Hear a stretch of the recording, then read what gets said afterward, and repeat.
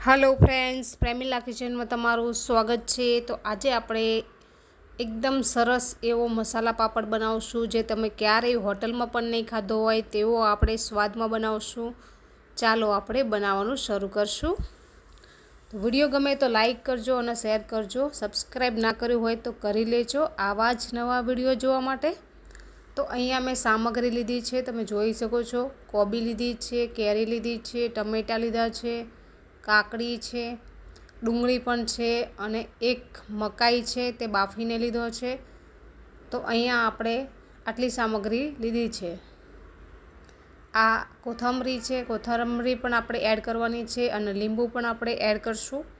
બહુ જ સરસ ટેસ્ટમાં આ મસાલા પાપડ બનીને તૈયાર થાય છે।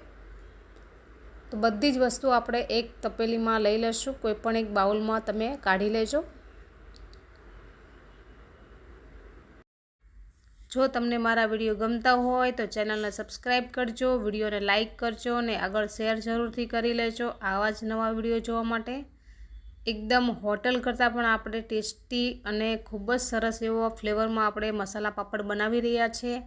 હોટલમાં તો માત્ર ડુંગળી અને ટમેટાં જ આપી દેશે મસાલા પાપડમાં, પણ તમે એકવાર આ રીતે જરૂરથી ટ્રાય કરજો। બહુ જ સરસ એવો આ મસાલા પાપડ બનીને તૈયાર થાય છે। ઉનાળામાં રોજ રોજ વિચાર આવતો હોય છે કે આજે શું બનાવશું, કાલે શું બનાવશું, તો પણ એકવાર આ રીતે તમે ટ્રાય કરજો, તમને બહુ જ પસંદ આવશે। તો હવે આપણે કોથમરી પણ એડ કરી લેશું। આ બધી જ વસ્તુ આપણે ધોઈને લીધી છે।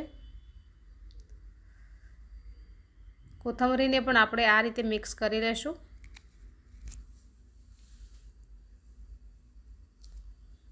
બધી વસ્તુ મિક્સ થઈ ગયા બાદ આપણે સ્વાદ અનુસાર નમક એડ કરી લેશું। માત્ર 5 મિનિટમાં જ બનીને તૈયાર થઈ જાય છે મસાલા પાપડ।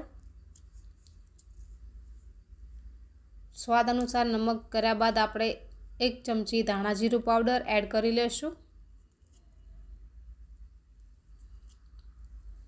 1 ચૂટકી લાલ મરચું પાવડર એડ કરી લેશું। તમારી તીખાશ પ્રમાણે તમે જરૂરથી એડ કરજો। 1 લીંબુનો રસ આપણે એડ કરી લેવાનો છે, આનો જ ખૂબ જ સારો એવો ફ્લેવર આવે છે।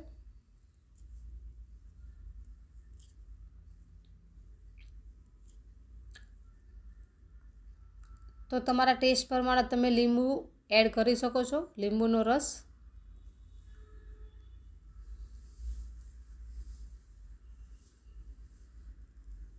અહીંયા મેં 1 લીંબુનો રસ એડ કર્યો છે। મસાલા પાપડનો સ્વાદ વધારવા માટે આપણે ચાટ મસાલો નાખવાનો છે, જે ચટકેદાર જેવો ચાટ મસાલાનો ફ્લેવર આવશે। આ બધી જ વસ્તુને આપણે સરસ રીતે મિક્સ કરી લેશું।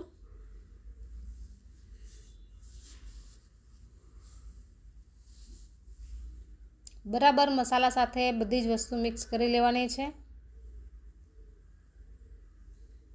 જો તમે મારી ચેનલ ઉપર નવા હોય તો ચેનલને સબસ્ક્રાઈબ જરૂરથી કરી લેજો નવા વિડીયો જોવા માટે।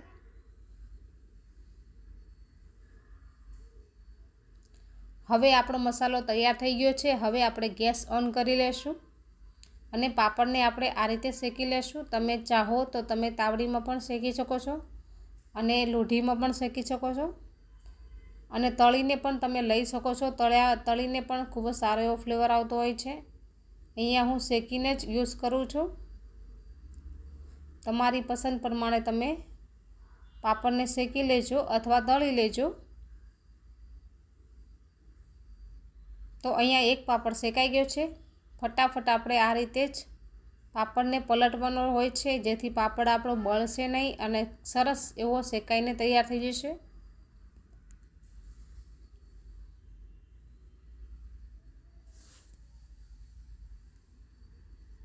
તો આપણા બંને પાપડ શેકાઈ ગયા છે। હવે જે આપણે મસાલો બનાવ્યો છે તે પાપડ ઉપર આ રીતે સ્પ્રેડ કરી લેશું।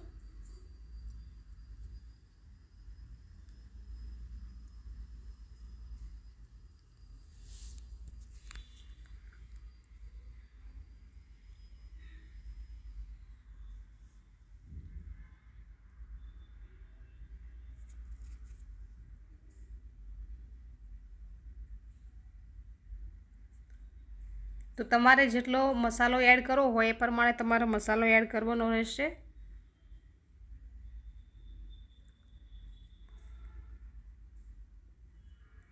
અહીંયા હું વધારે ક્વોન્ટિટીમાં મસાલો સ્પ્રેડ કરી રહી છું। તો આપણો મસાલા પાપડ બનીને તૈયાર છે। તમે જોઈ શકો છો કેટલો સરસ લાગી રહ્યો છે। જોતાં જ ખાવાનું મન થઈ રહ્યું છે ને તમને પણ। તો ક્યારે બનાવો છો કમેન્ટ કરીને જરૂરથી લખજો।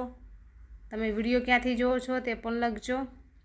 ચલો આપણે ટેસ્ટ કરી લઈએ। મને તો મસાલા પાપડ બહુ જ પસંદ છે। તમને મસાલા પાપડ પસંદ છે કે નહીં કમેન્ટ જરૂરથી કરજો। બહુ જ સરસ એવો બન્યો છે। એકવાર જરૂરથી આ રીતે ટ્રાય કરજો। અને હોટલનો પણ તમે મસાલા પાપડ ભૂલી જશો, એટલો સરસ ટેસ્ટી અને સ્વાદિષ્ટ બને છે આ masala papad. Thank you for watching, bye by.